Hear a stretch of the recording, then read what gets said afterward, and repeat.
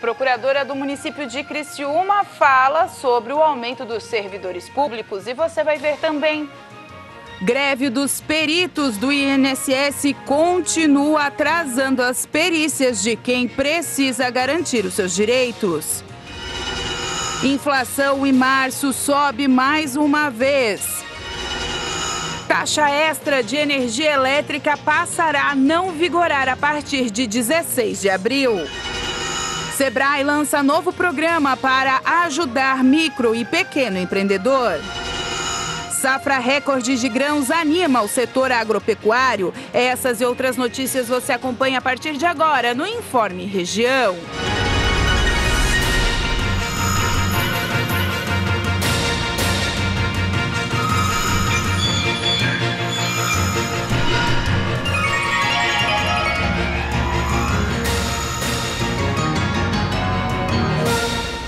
Olá, hoje sexta-feira, 8 de abril de 2022. Nesse momento chove no sul catarinense.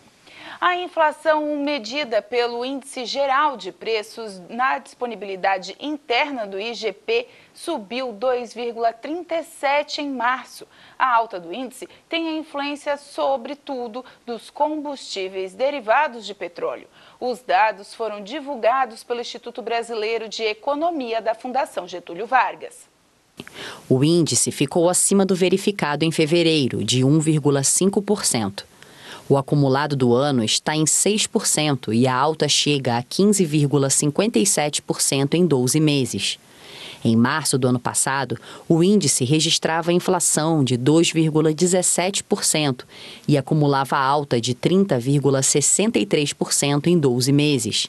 O IGP-DI indica o movimento de preços em toda a cadeia produtiva, desde as matérias-primas agrícolas e industriais, passando pelos produtos intermediários até os de bens e serviços finais. O índice de preços ao produtor amplo, IPA, também subiu em março, 2,8%, fortemente impactado pelos derivados de petróleo. Em fevereiro, o IPA teve alta de 1,94%. Quanto às matérias-primas brutas, a taxa desacelerou, variando 1,73% em março, depois da alta de 2,76% em fevereiro. Ocorreram reduções na variação do preço do grão, da soja, do café e do milho. As principais altas foram no minério de ferro, na mandioca e nas aves. Já o índice de preços ao consumidor variou 1,35% em março, após a alta de 0,28% em fevereiro. Entre as 8 classes de despesa componentes do índice, 7 tiveram movimento de acréscimo na variação: transportes, habitação, alimentação, educação, leitura e recreação, saúde e cuidados pessoais, vestuário e despesas diversas. O Instituto destaca o comportamento dos preços da gasolina, que passou de variação de menos 1,35% em fevereiro para 5,08% em março. Energia elétrica, hortaliças e legumes, passagens aéreas e roupas. O governo anunciou o fim da cobrança da tarifa de escassez hídrica na conta de luz a partir de 16 de abril, por causa da melhora dos níveis dos reservatórios das usinas elétricas. O presidente Jair Bolsonaro informou que na segunda quinzena do mês deixa de ser cobrada a tarifa extra em vigor desde setembro do ano passado. Essa taxa de escassez hídrica gerava um aumento na conta de energia elétrica de R$ 14,20 a cada 100 kWh consumidos. A suspensão da bandeira, que estava prevista para o fim de abril, foi antecipada em 15 dias e não vai ter mais essa cobrança na conta de luz. Nas redes sociais, Bolsonaro informou que a despesa vai ter a redução de cerca de 20%. A tarifa extra foi aprovada em meio à crise hídrica que afetou o nível dos reservatórios das usinas do país em 2021. As usinas são a principal fonte geradora de energia elétrica no país. De acordo com o governo federal, foi a pior seca em 91 anos. O Ministério de Minas e Energia garantiu que os reservatórios estão com um bom volume, o que afasta o risco de falta de energia. O governo também informou a retomada da operação da hidrovia Tietê-Paraná, que ficou interrompida por 7 meses. A perspectiva do governo é de que a bandeira verde vigore até o final do ano. E uma nota de pesar, o presidente da colônia de pescadores E33 do Balneário Rincão, João Piccolo, faleceu na manhã desta sexta-feira. Seu João Piccolo foi vereador por 2 vezes do município do Balneário Rincão, além de por muitos anos ser o presidente da colônia de pescadores, trazendo inovação, cursos de aperfeiçoamento e profissionalizantes à colônia de pescadores do Balneário Rincão. O sepultamento do seu João Piccolo aconteceu agora há pouco, por volta das 4 horas da tarde, no município. Ele, que sempre foi muito solícito à imprensa local, de todos os órgãos de imprensa, nós, do jornalismo da TV Primavera, deixamos o pesar à família do seu João Piccolo. E a seguir, pequenas empresas aumentam o número de contratações com carteira assinada no país.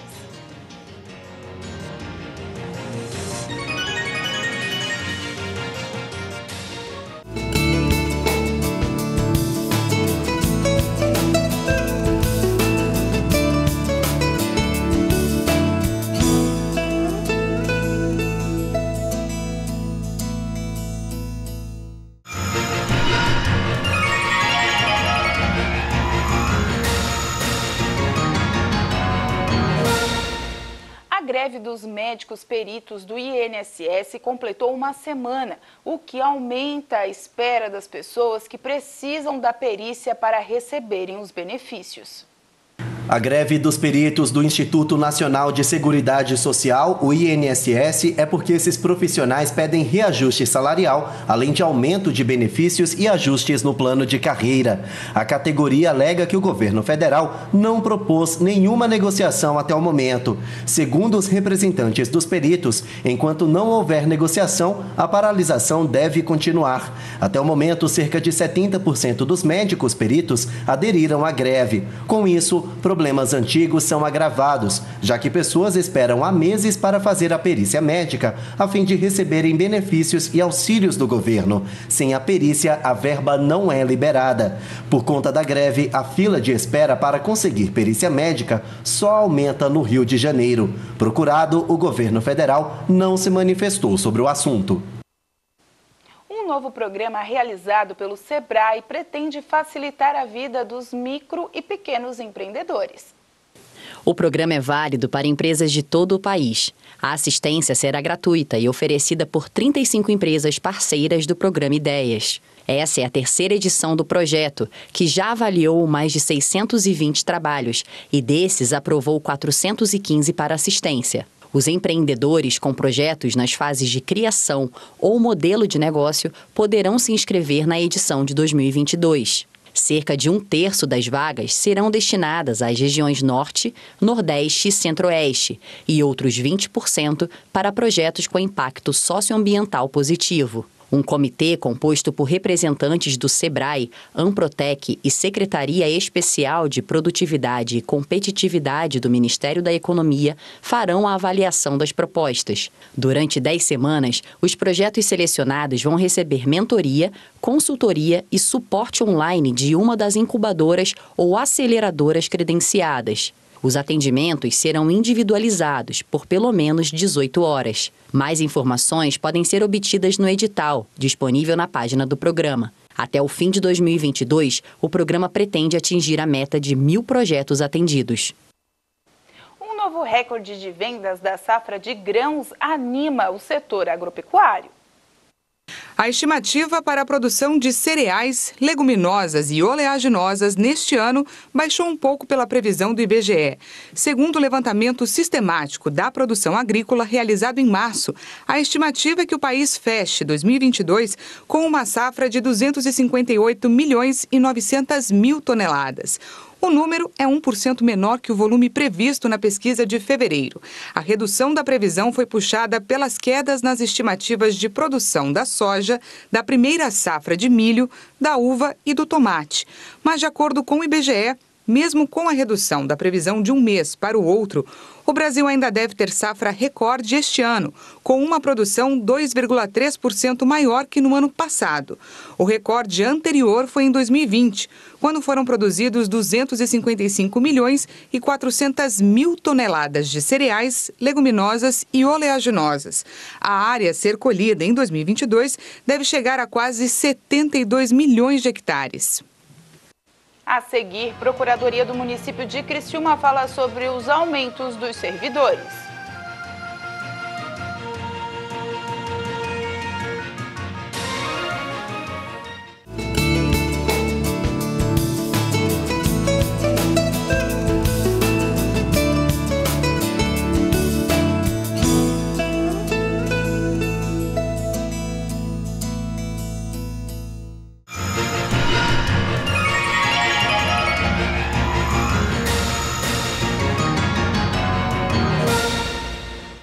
E hoje, a procuradora do município de Criciúma atendeu a nossa reportagem para falar sobre a questão do aumento dos servidores públicos da cidade.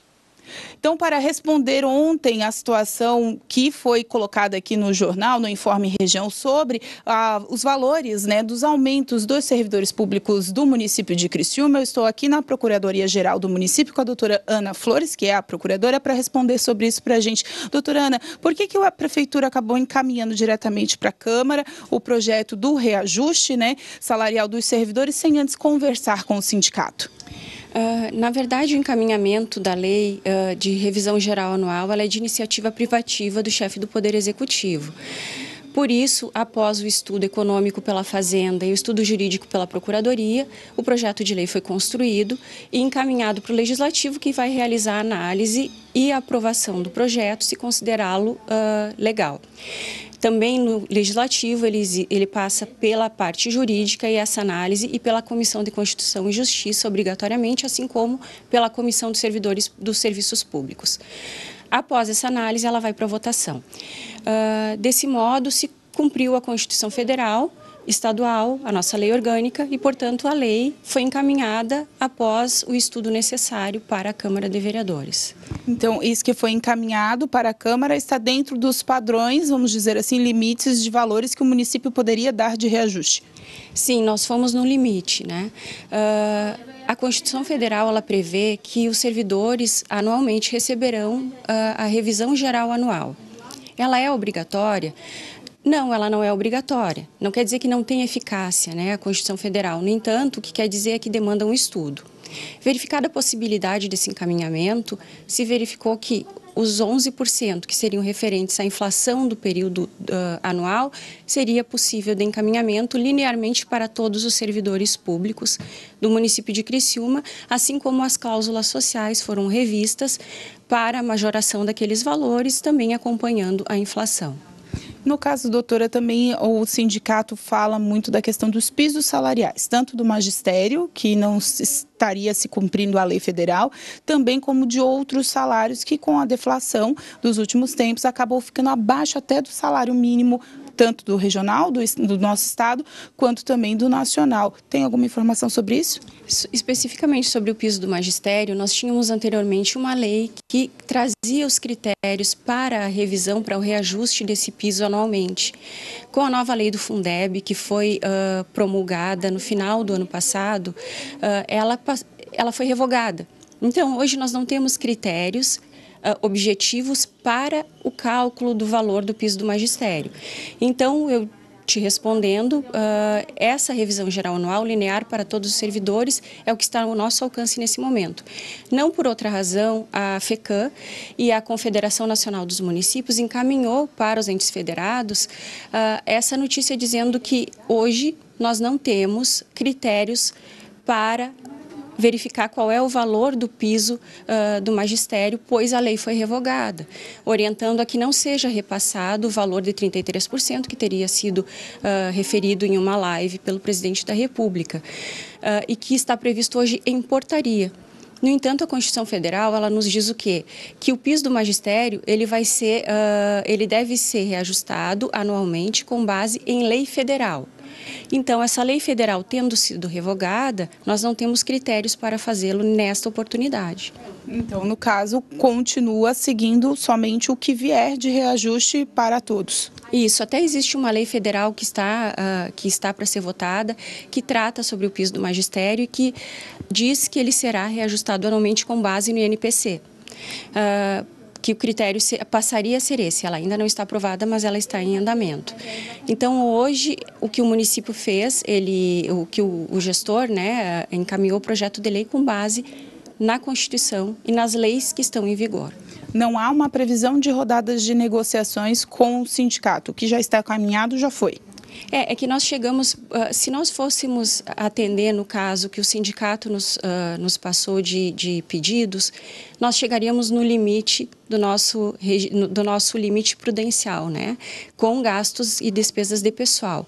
Isso significa que nós teríamos que tirar tanto da educação ou da saúde, da infraestrutura, de outras áreas para esse destino, né? Então, isso também é uma questão de gestão.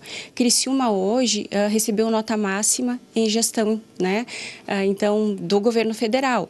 Recebendo essa nota máxima exatamente por isso. Por quê? Porque a gestão tem sido feita de maneira transparente e com base em critérios objetivos. Tu chegares no teto, mas existe um limite, né? 54% da folha pode ser gasto com o pessoal.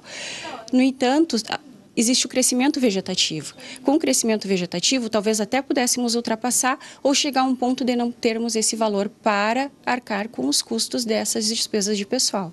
Então, tá certo. Obrigado pelos esclarecimentos. Então, aí ficou esclarecido por parte do sindicato, né, que também teve a sua voz aqui no jornal, e agora também por parte da prefeitura. Voltamos ao estúdio. A gente vai continuar acompanhando essa situação até a votação na Câmara de Vereadores e aí a definição do aumento dos salários por parte da Prefeitura para os servidores públicos municipais de Criciúma. Confira agora as matérias que foram destaque essa semana aqui no Informe Região. Segunda-feira, a FASC está promovendo uma gincana junto aos clubes de mães com um objetivo super especial, o de doar sangue. Esta segunda-feira, dia 4, a FASC, junto ao EMOSC, estará lançando a campanha A FASC e EMOSC Juntos pela Vida. Será uma campanha entre os 141 grupos de mães da cidade de Criciúma que estarão mobilizadas a fazerem doações de sangue para o EMOSC. Convidamos a todos a participarem, as pessoas de Criciúma e da região, indo até o EMOSC, dizendo o nome do Clube de Mães e o nome da monitora. Participe conosco dessa gincana, vamos salvar vidas, vamos levar esperança. Venha conosco nessa gincana. O Ministério da Educação e Cultura lançou um novo projeto para aproveitamento de estudantes que fazem cursos técnicos, o Verticaliza. A primeira parte do projeto foi lançada hoje com a abertura de inscrições das faculdades e universidades. Professores e gestores de educação terão capacitação profissional para que desenvolvam planos pedagógicos que possibilitem o aproveitamento das disciplinas. A adesão das instituições deve ser solicitada até 31 de maio. Terça-feira, o centenário da fundação da Federação dos Pescadores de Santa Catarina foi lembrado pela Assembleia Legislativa com ato de parlamentares e ato solene. A entidade coordena 38 colônias de pesca, representando 42 mil pessoas da área no estado. Nós começamos a nossa caminhada sendo um sentinela da Marinha. Nosso estatuto, nossa fundação foi feita pela Marinha. Depois a gente foi seguido para o Ministério da Agricultura. Hoje nós estamos caminhando com as nossas próprias pernas. Depois da Constituição, do artigo 8º da Constituição, que deu liberdade para nós fazer nossos estatutos, que os pescadores elegem os seus representantes. E aí nós estamos aqui há todo esse tempo atendendo e representando os pescadores artesanal e as colônias de pescadores de Santa Catarina. O Criciúma apresentou mais 3 reforços para compor o elenco para a disputa da Série B do Brasileiro. Uma oportunidade, eu cheguei aqui para trabalhar, para me esforçar, já recebi 2 oportunidades, quero receber mais ainda, venho para disputar a posição. Estava no Mirassol, a gente conseguiu fazer um bom campeonato lá e agora é tentar fazer a mesma coisa aqui, conseguir os objetivos do clube, né? Vou poder mostrar diante dos jogos aí um pouco da minha qualidade, o quanto eu posso ser útil para a equipe. Quarta-feira, os contribuintes ganharam mais tempo para acertar as contas com o Leão. Agora o prazo de entrega da declaração do imposto de renda vai até o final de maio. Também foram prorrogados para maio os prazos relativos à declaração de imposto de renda de quem saiu do país e da declaração de espólio.